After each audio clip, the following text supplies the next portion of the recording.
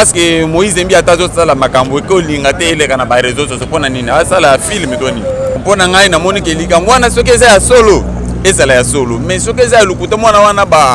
batinda sala makambo ya bongo mutu wana za musala nzamba komema lisumu munene fo ezala ya solo bino ba jeune fille belebele na église wana suki na bino ezani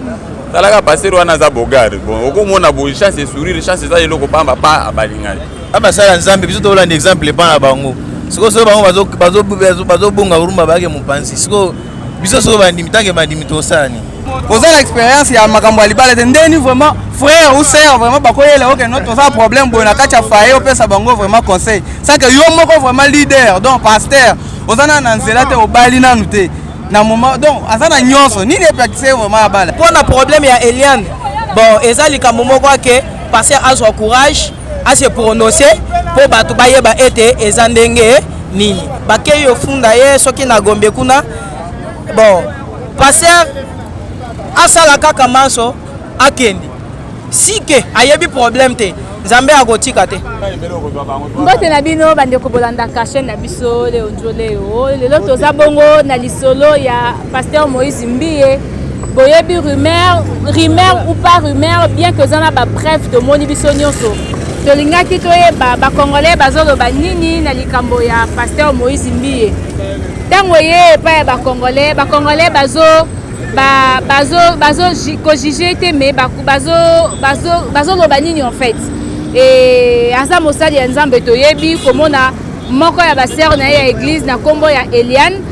aloba ke abimaka na pasteur awumela na pasteur asala na ye bamakambo ebele oyo bino nyonso boyebi eti dossier ekoma na niveau ya justice ezali ekoki kozala vrai ou encore ekoki kozala pe ya lokuta mais quand même bakongolais ou encore bakinois bakoki koloba soki dossier wana mpona bango eza ya solo to eza ya lokuta na cause ya papa na biso awa bonjour. Bonjour maman. Tomoni na kokonte mbongo félicitations lelo sali malamu Ni na sali mo ndambo osali mo ndambo. Penza tene to banda sala liboso. Obime erni. Bon, na bimi ba 8h nana memana na ketika bana classe simana yo donc. OK. Tozo de likambo ya pasteur Moïse Mbiye lelo biso so toyebi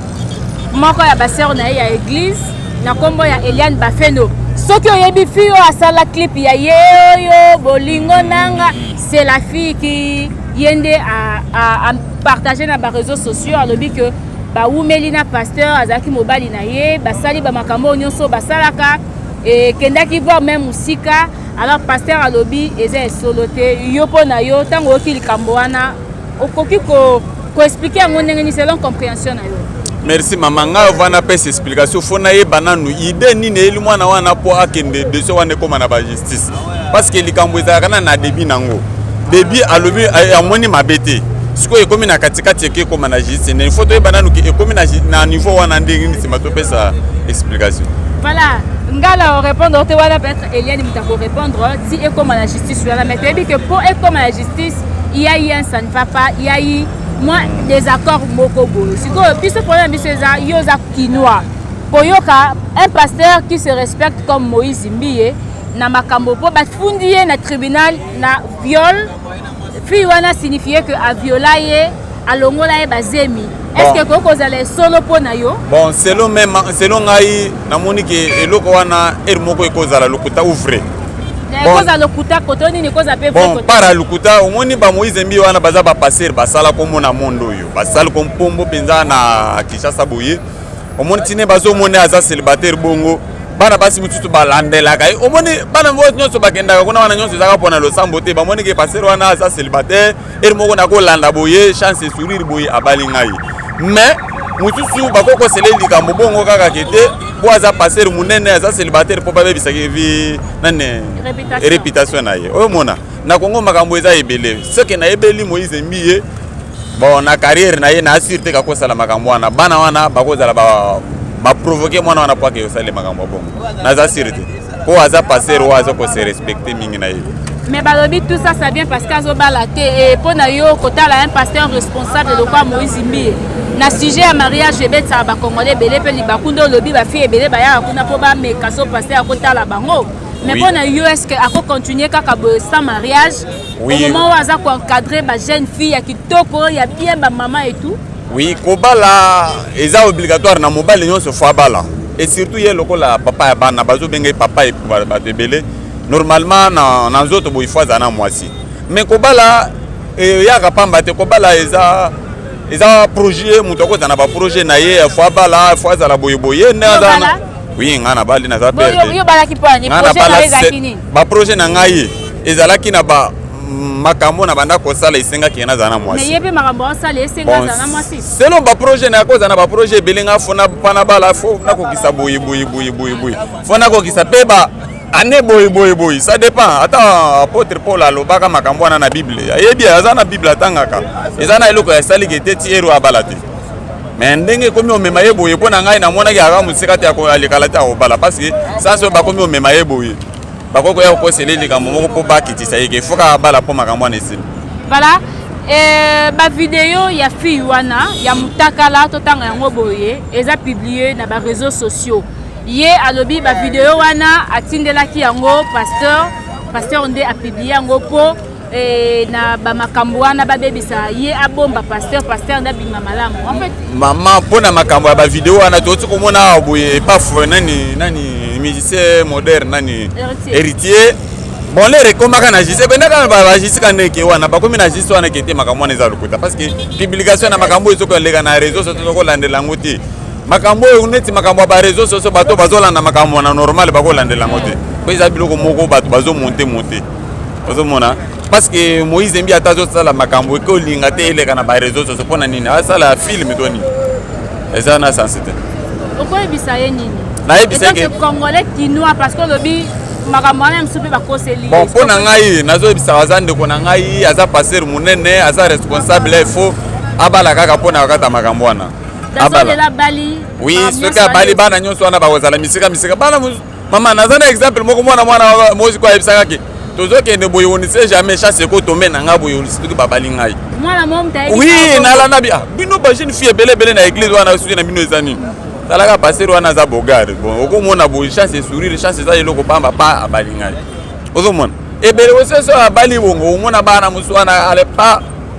ekatani te bakoki mate oyo akokende na volonté akosambela ke mpona kosambela oyo akekenda na makambo wana ale omoni yo moko aseparni. Ok, merci. Mais na ba jeune fille honnête ba yaka net na ba église et puis ko bimisa makambu net ndeko Eliane na bimisi e koza la vrai ndengo lobi e koza pe faux mais comportement wana pona yo koloba. Bon pona ngai na moni ke likambo wana soki eza ya solo ezala ya solo mais soki eza ya lukuta mwana wana batinda sala makambo bongo mutu wana za musala nzamba komema lisumu munene fo ezala ya solo oui ça va mais soki eza solo te vraiment mwana wana eza mabe soki eza ya solo bon baza na justice juste osala musala na ye mais soki eza ya lukuta mais mwana wana ayebi te soki ekosuka na ndeni. Ok, merci beaucoup. Oui, na sepeli madame, na sepeli. Musala malamu hein. Merci. Voilà, na ye pepe ba ndeko awa bango pe bako meka. Papa bonjour. Bonjour maman. Likambo Moïse Mbiye yo zoloba nini po yokaki lisolo yango oyebi lolenge nini ezolobama na ba réseaux sociaux un peu partout na ba image ndezo tambo. Bon, likambo Moïse Mbiye wana elobami mingi. Makambo nyonso po esila abala kaka. Sokosoka bali ba biloko wana ozala te. Po mutu nyonso soka za na mwasi na ndako respect ekotaka moko basere ebele bazwa wana babeti mabolo moko mokuse mpona nini misoka epuis tout en chance eske ekoya etekiamaka etut ekoti sikosoka bali aza na mwasi babiloko nyonso wana ekozala te. Mais vous pensez que ata soka bali respect kozala ekozala même ndeko mai kalamba ya balaki lelo pe tomoni lelo na ba réseaux sociaux ba secret mususu mwasi na ye bimisi libala ngo malamu libala ngo mabe finalement kasi wana bakufra te mama wana bakufra odomeka esalaka bamonaka te na bali me na motema no moko ozala na mposa kuta kobala te baza mposa basala na vie soki mposa ya vie esili apo bakobala mais baza basali ya nzambe erobi baza na besoin basala bavie vie nini basala au moment bango nde baza na besoin ya koetike masi mosala nzambe yokati mosala ya nzambe nde aza na mposa nzoto te eza bango moko mais nzambe ye moko nda kojuge bango mabe tosala na se nzambe yango kojuge bango bandimi bazali ngai nazabona nalinga banzema mai kalambai makasi mais biloko wana ntango nayoki yango ye moko nde moko Moïse Mbiye mpe nde moko wana artiste wana nasepelaka na ye moso nalali boye avant nalala natya banzema ya mai kalamba to ya Moïse Mbiye nazoyoka mais ntango nazokamana biloko wana ndenge ezoleka boye ye moko esalanga mpasi soni moyen mais yo osambelaka oza na église de réveil ou encore oza na baéglise mosusu biso eza église de réveil. En fait, comment on a pasteur jeune pour kamba bato ebele boye mena monoko na ye alobi ata soki boke na stade de martyr bobandi koganga bala na robala te. Elo wana ngapo na landa yango na émission na Top Congo. Wana Thierry Kambundi atuniye Moïse Mbie wana automisa borne oya yeoyo wana yete ya yeoyo. Batuniye na émission abi alobi boye abi ata ba ebele basali ba koti ba prière na kobala te. Voilà réponse na ya zongisa yango wana. Sikona ba makambo boye eza solo kokosela ye makambo te eza solo kenda ke abimaki na ser wana mais ye alingaki yebana te loko yebani epesi ye kanda. Mais aloba sala coutumiette. Na ser wana te asala coutumier na mutu mususu. Voilà ba secret na bango moko ba sala nzambe biso to holanda exemple pa na bango. Siko so bango bazo bonga urumba bake mupanzi. Siko biso so bandimi tanke bandimi to sani. Ah, opesi conseil pa basala nzambe nyoso en dehors ya Moïse Mbie.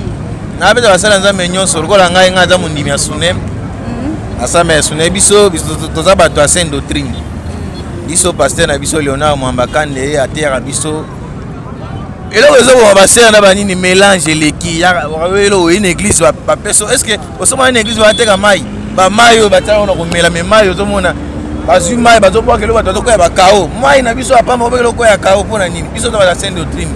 biso pasteur na biso Alexa biso bongo te liloba ya pamba ngai na boye na koteka maloba bana zotera zoloba na maloba na pe ubongani na maloba na me mai babeto mai ne longi boko ikao mushalo boko est-ce que wana nini wana ko ba démonstration mbisi na lokolo wana eza normalité elo on se côté esprit et maran esprit ozoka mama oyo côté esprit maran esprit bon so bona bongo ba bimisa be mari de ni to moni na fara voilà basala nzambe basala nini po ba éviter ba scandale net ba ser kokosela bango makambo bala wa balita bala bazala kimia ba bala mais Paul pas bala raté na Bible mais il était serviteur de Dieu awa makambo akala ti voilà neko za papa awa papa bonjour bonjour ni kama Moïse Mbie pona yo tango zomona ba loba tango nyoso ke ndeko Eliane alobi Moïse Mbie a viola ye abimana ye alongola ye bazemi yo pona yo ero analyser problème yango o juger yango ya solo to juger yango ya lokuta tokoyeba ndende biso toyeka likambo bitambo na ba telefone tokoyeba ke eza lokuta o eza ya solo baser pe na ba baser nga conseil nazo pesa po makambo nyonso ezala te abala toyoka tomoni lisusu na ba réseaux sociaux ba koma makambo anani Michel bagende pe na mwasi na yeke mwasi alobi ke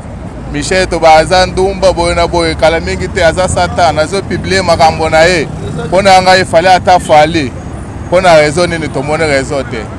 babala biso toza ba amike boye tokai tosala mosala moto me tobali toza na basi bango baza na mbongo baza makambo nyonso te lokola pasteur azokamba église munene ngambo mosusu otobima ya keke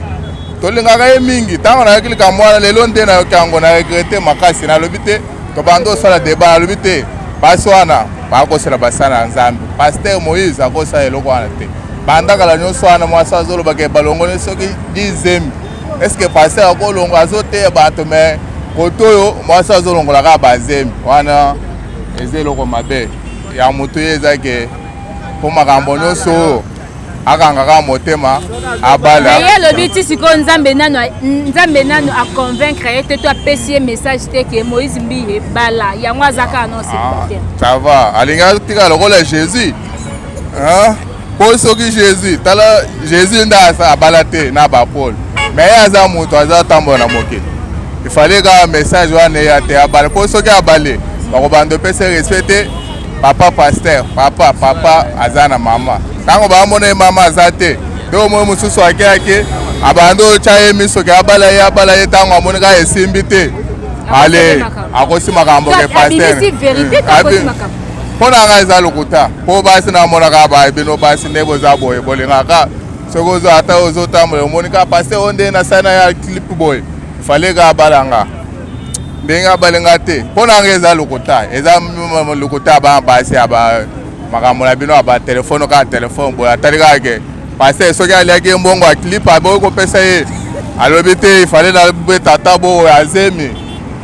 mpo bato bayoka ata alobi bongo biso tozaka na ye tolingaka banzembo na ye mingi azaka ya biso me atuna nanu nzambe ke nzambe sala na bala atuna nanu nzambe ayebisa ye message ya bien po makambo wana esili. Ok, merci beaucoup. Papa yo lobi nini likambo Moïse Mbiye? En tout cas, nga vraiment na pesio merci mingi pour pesinga malo. Ok. Problème ya pasteur Moïse Mbiye.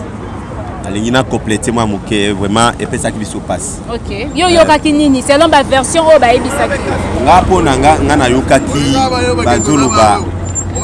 balobi basi na yemi balé nde ba potani. Oyo apesa kazemi abotaka tango abotaka ibisi ke zwambongo oyo bomba mwana tukaka kobala na kana sima comme déjà ozwaki zemi na nokoti na ndako te. Alors tango tina suki tina oyo ayeko yoka na sima nde sikoyo a se révolté. Eza trinate. Ezali fi o asalaka clip ya ye oyo bolingo nanga eo. Eliane plutôt. Eliane ça va. Nde sikoyo ayeko bimisa ke pasteur bana yeko bimana ye. Apesa ye bazemi basala ba vote pesa ki biso passe. Ngani ngozo mona nga boyina za pasteur de l'église. OK, église nini? Assemblée chrétienne de restauration. OK. Izuka mama na mukambi apôtre Lionel Luhinda. OK. Alors ngata kuna salela kazambi na bomwana na salela kazambi vraiment na bokebi nyoso. Au moins na jeune fille azoni ngana kukufa ti fona bota na passer Placide. Ngana kukufa ti fona bota na c'est parce que banda kwa mwana ngana za vide na za na mwasité. Donc na ko mwana eloko wana ke ko bet sabatu mingi libako. Andi na ko mwana ke il faut ngana bala. Na ki ko bala. Bon, le problème c'est quoi? Na likambo azambi makomi pour la terre yango. Na likambo yo ba mususu ba ko bala mais soki motaboyi ko bala kukutika. Na makambo azambi makomi des zero bango. Alors comme il y a de la volonté azambi pour ya kobala. Bon iza likambo ya moto te ma sœur. Bon likambo wana to koyeba bango ndeni ni keza sur. OK basala azambe baza bato moko bakosela ka bango makambo mingi. Pe comme oui kozala pe vérité mais oyo ayebika azambe ye moko. Nga pona ngana ko contribuer mabe wana te pona yebi na kati ya Biblia zamba aponaka Moïse kaninga aponaka Moïse Mbiye. Tango aponaka ye atiaka mobeko po babala libanda te. Et na sima moto akendaki ko bala libanda c'est Moïse. Parce que au lieu zamba punir Moïse moto akendaki ko bala libanda aye ko punir Miriam na ayo baoba na roba to bayimayimaki. Kana ko yimayimate likambo na ye atre na zambi na ye. Suki azoko sa zambi makambo nezo salima atre zambi moto akujije yengate kolo alika kusunga ye makasi ase décourager te na musala zambi iza makambo ikomela ka basala zambi mais abala iza nango bien mais suka monike abali nanu te iza volonté ya zambi kandi famille ya Eliane famille ya Fiwana Eliane bazaki na justice lobby na parlé de la justice ko déposer plainte contre pasteur Moïse Mbiye viol avortement et puis na biloko mususu bakoma kiwana. Alors balobi papa na ina maman na ye balekaki na TV balobi que ezali ya solo mwana banga kokokosa te. Ne balobi balobi ezali solo mwana banga kokokosa te yo za serviteur de Dieu. Et kokipe kokoma pasteur likambango kope kozala solo ne famille ya mwasi wana lobi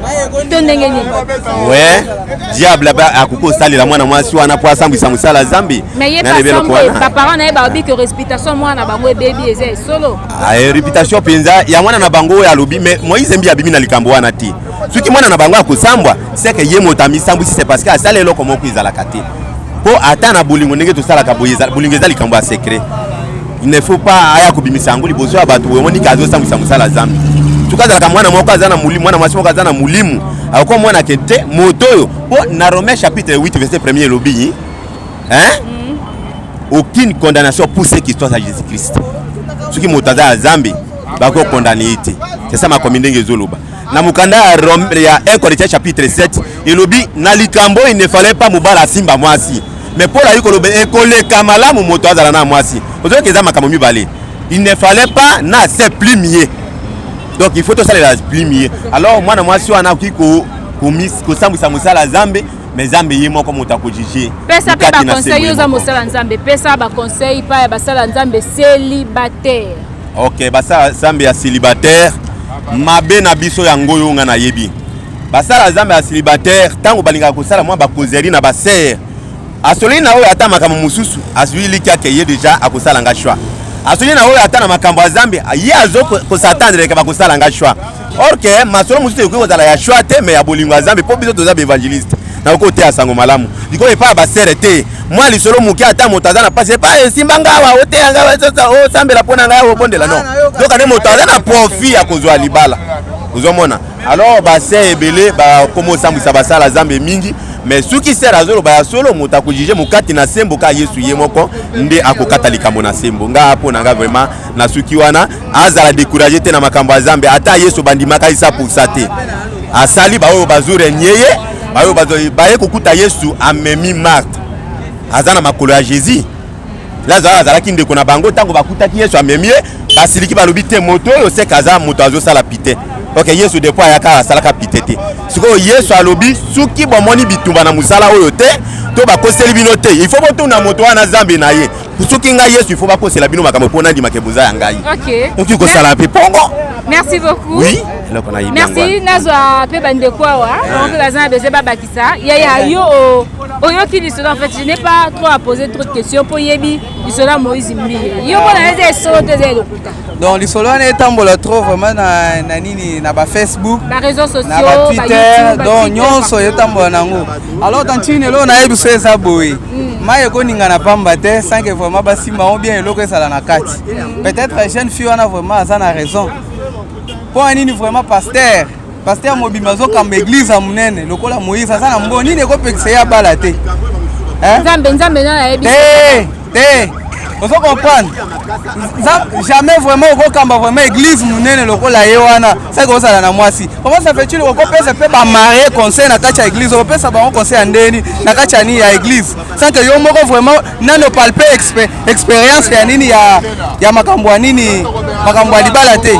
oza expérience ya makambo libala te ndeni vraiment frère ou sœur vraiment bakoyela OK notre ça problème bon na kacha faye au pesa bango vraiment conseil sans que yo moko vraiment leader donc pasteur ozana na nzela te obali nanu te na moment donc azana nyonso nini epakise vraiment abala te nzambe nda yebisi nanu te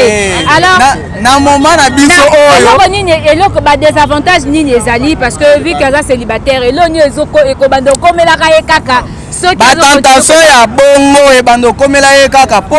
eza vraiment diable azotante mopanzi wana soki vraiment azoyeba te bazotante déjà mopanzi wana soki vraiment abali mutu nyonso vraiment ozala benake non ayebi ke non Moïse aza déjà na mwasi na yeyo mama pa pasteur donc moi vraiment bando déranger o ba bien bando lo makambo mususu ya mabe ça te famille ya sœur Eliane ba avouer que eza vraiment histoire vraie au moins na bango ayebisi bango sikoyo na place wana soki otie na place ya famille wana na niveau pe réputation moi na bango baby mutakala na eza exposé na ba réseaux sociaux oko yebisa bango nini ou encore oko yebisa ba congolais nyonso donc ce qui vraiment que nos familles ils ont confirmé que nani sœur Eliane plutôt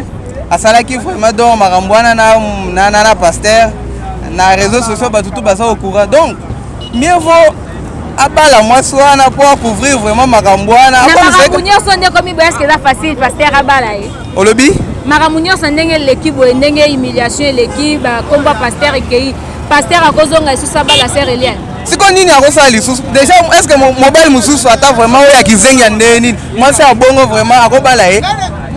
na humiliation boy il faut que yo muto obebiselaki nani réputation na yo wana obala ye ozo comprendre OK opesi conseil nini pas pasteur Moïse Mbiye napesi otali penza caméra officier napesi vraiment pasteur boy pona vraiment maramunyo kosukisa maramunyo sana pasteur toyebi ke batutu balingaka yo donc bato ebele balingaka yo oza pe na ba sœur oza na ba frère o balingaka ko makasi biso pe tolingaka yo alors toza na posa que non obala pour que non répondre bien donc ezala vraiment moi bien vraiment na kati ya église pour ba sœur ebele o opesaka ta vraiment batoli pembeni mopanzi donc bakozala vraiment na makanisi moko ya mabe yango wana vraiment donc en tant que pasteur il faut obala pour que non et couvrir makambo nyonso wana ezala nango vraiment mabe te. Merci beaucoup, merci. Nakozwa pe ndeko awa okoloba ya yokoloba voilà na babina za ndeko moko awa soki akoloba ndeko akoloba yaya motuna kaka sur voilà il est parti quand même nakozwa papa na biso awa papa conseil kaka so esengi opesa conseil epai ya pasteur Moïse Mbiye par rapport à la situation où il est okoloba nini par rapport à la situation oyo ekomeli pasteur Moïse Mbiye c'est un serviteur de Dieu nazoloba na ndenge mabe te tozoloba par rapport ya likambo oyo euti olekana na baréseaux sociaux Instagram ezoleka nano esili te bon tolionga nakoki kopesa eza nini lokola bato nyonso baosengi ye te mpona nini mosali ya nzambe monene ayebani un grand musicien congolais chrétien azobala na ye te eza mpona nini seke akozala signé bacontrat na biloko mosusu quelque part toyebi te ou bien azosala mosala nzambe ya solo sikoyo eloko wana ezogene bato ebele na makambo oyo euti kolobama a ou bien eza na kati ya kolobama na minoko ya bato awa ezolekela mpe bato eloko oyo nga nakoki koyebisa paster Moïse Mbiye eza kaka ete asala manso ayebisa nzambe na ye mpo biso mpe toza badisiple nayebi soki Josué asingaka epa nzambe telemisa soki moi etelema na bunda bitumba nzambe atosaka maloba na ye ye mpe lokola aza mosala nzambe ayebisa nzambe nzambe lokola yo ozelisi nga ngonga na nga esengelesa nini epusana mpo bato baloba lisusu te nzambe nabala lobi vous pensez que soki lelo abali discipline ekota oui ozala ofinga mata oza critiquer oui soki abali lelo je suis sûr et certain que biloba loba mosusu ekoki kosila nango frère Mike Kalambai aza moko mpe ya camarade ya Moïse Mbiye atombaki mpe na bamakambo oyo te mpona abali biso nyonso tobaki baproblème na ye nyonso eza résolu mais toyoki susu na libala baproblème ya makasi ebimi lelo mwasi na ye aza koavoue ke bavanda bien te na batemps nyonso wana abetaka ye asala boye expose ye eske libala yango eza bien oui nakoloba moke mpona likambo ya frère Mike Kalambai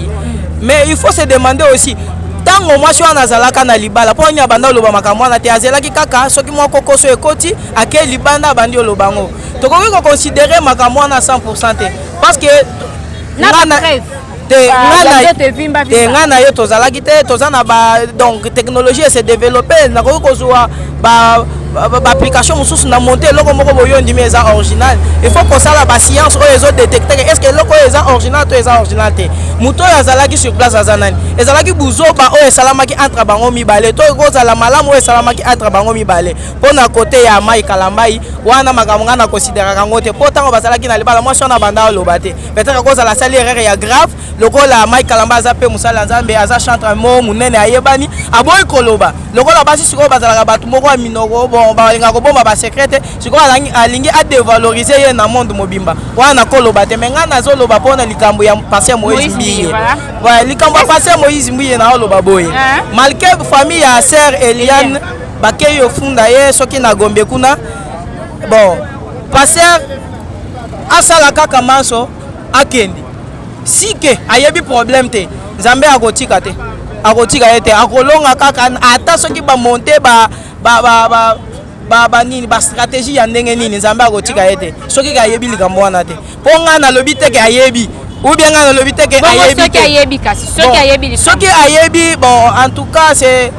eza likambo moko boye lokola esi ekomi na maboko ya leta nde moto akosan charge et puis soki asali yango seke aza hors makambo oyo abanda ote ya bato c'est dans ce sens là wana ekosala bandimi nini ou encore na minute oyo bandimi na ye ya cité Bethel baza na état nini d'après yo ou encore bakozala na attitude nini bon bandimi na ye ya cité Bethel lokola bayebi lolenge paster na bango azoteya bango ou bien lolenge paster Moïse Mbiye ateyaka nayebi ete bakosani bakosanzeka mbala moko te bazeli nano réaction ya paster na bango et puis bayebi mpe lolenge paster na bango ase comportaka liboso na bango bakoboya ye te bakoki kosala yango ou bien division ou bien séparation koki kokota na kati na bango si baye kolandela bamoni ete likambo wana ezalaki ya solo wana mwa problème koki kokota ou bien séparation na kati ya bani mais nalingi naloba boye aza paster nalobi te ke ayebi ou bien ayebi te mais le problème ane que si le pasteur voit ce bon akoki kokota na mariage et ozala mpe bien mpona kodiminue nanu makambo mosusu oyo bato balobaka mais mpona problème ya Eliane bon eza likambo moko ake pasteur azwa courage ase prononce mpo bato bayeba ete eza ndenge nini mpo kopesa kimia. Merci beaucoup musala malamu. Merci. Voilà na ye epai ya papa na biso awa voilà ye pa azaki na mo adi waouh azwi na client voilà naza na bisika bandeko papa mutuna kaka peut-être conseil ekosunga pasteur Moïse Mbiye. Voilà, peut-être conseil ekosunga pasteur Moïse Mbiye na makambo ekomeli okoloba nini? Abala nga naza na mwasi na mwana nazokumba moto ye aza pasi aza na biloko nyonso abala conseil yango wana. Voilà, ndeko azalaki na ye mokuse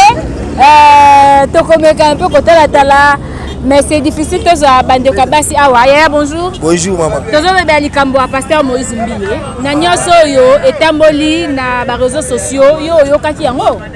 Yo kaki yango mais biso nyonso toza na basi, toza na bana mais pasteur munene église ya za nango ate akoko sala biloko wana te. Il faut abala kaka, abala na abala. Wana za message au bopesi. Abala kaka. Voilà, merci beaucoup. Merci beaucoup. Et la famille a fui wana. La famille a fui wana lelo yo baza victime ya soi-disant viol, baza victime ya avortement, baza la fille d'abord baza victime ya viol, avortement les acquis faits par Moïse Mbiye. Alors au conseiller fui wana ni. Mais siko la minute oyo siko ngai naza si keke passer asalaki biloko wana te. Siko na ko sala te. Na lobi na kaka abala na ye kaka. Abala. Abala. Voilà. Pasteur Moïse Losambo. Oyembaka bien na bala e Samba miracle na bala e voilà bandeko basengi o kaka obala yembaka nanu na bala e abala na bala e voilà merci beaucoup ndeko basengi pasteur Moïse Mbiye abala bandeko basengi pasteur Moïse Mbiye babi nyonso oyo ezosalama parce que ozobala te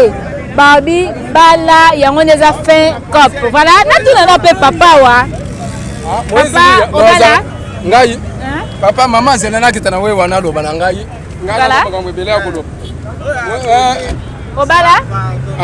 Naza na mwasi na bana kutu ebele. Voilà, likamba pasteur Moïse Mbiye. Il a ba réseaux sociaux, ce to ko ya bwepo na contre jour. Na ba réseaux sociaux et comment mi eza publié et le bami ye abimaki na sœur na ye o asala clip ya ye oyo Eliane sœur na ye wana avoué que alongola bazemi ya pasteur Moïse Mbiye avoué que awumeli na Moïse Mbiye azwa ye banana âge à 17 ans siko aza na 20 ans et ba wumeli basala makambo ebele na kati et puis ake kofunda na tribunal alobi pasteur Moïse Mbiye a viola ye avorta ye asala makambo ebele yo koloba nini eza rubrique ponanga eza rubrique expliquez biso OK komoni musala nzambe basakana na yete komona ebele aw kaka na mbogo ya kisasa oyo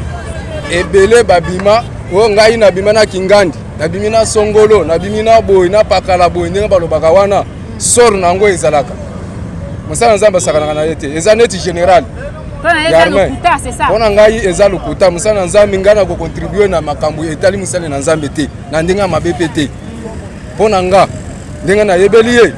à condition que toko koloba ke abala aza na mwasi te mais aza musali ya nzambe oyo ezaka te na ye ngai na yebi te soki ke na nzela wana pona ngai abandon. Merci maman. Merci beaucoup, merci. Je crois que c'est par ici même que Tozo peut s'abino revoir. Bino moko boyo ki ba congolais. Nga ba commentaire au salate. Na ye ate pona lobela Eliane, pona défendre Eliane, pona défendre pasteur Moïse Mbiye. Na ya ki pona ye ba congolais bazo loba nini na problème ya pasteur Moïse Mbiye. Awa ba lobi pasteur bala pour ceux qui obali même koko ata ceux qui ezali ba conseiller au makambo. Et aux alaté. Ata ceux qui ba lobi que c'est solo ba bêtise mususu et aux ala supprimer. Yango to sengi au pasteur Moïse Mbiye. Ceux qui sengeli koyoka ata peuple o bazo lingayo bien que le problème en ezali ba preuve Eliane abimisi aketi na justice à lobby mais ba congolais ba lobby ba linga koka bongo et puis ba sengi onde obala et un message au ba pesi mais pour la famille ya Eliane processus bandeko ba lobby awa ceux qui ezali likambo eza solo justice à okata likambo eza loko to sengi sinon to sengi bino pe bozala connecté branché et voilà sima na émission na biso ba émission na biso mususu mais pour na lelo na sengi bino bo s'abonner massivement na leo njoleo et kozala vraiment malamu mingi ezaki Rebecca na epsi image o ba memeli bino ba image oyo et puis Richio azaki na montage chef na biso Odon Bulamba o atika kabiso te na ba internet so ba internet nyonso oyo balandaka biso topesi bino merci tokutani mbala ya nsima bye.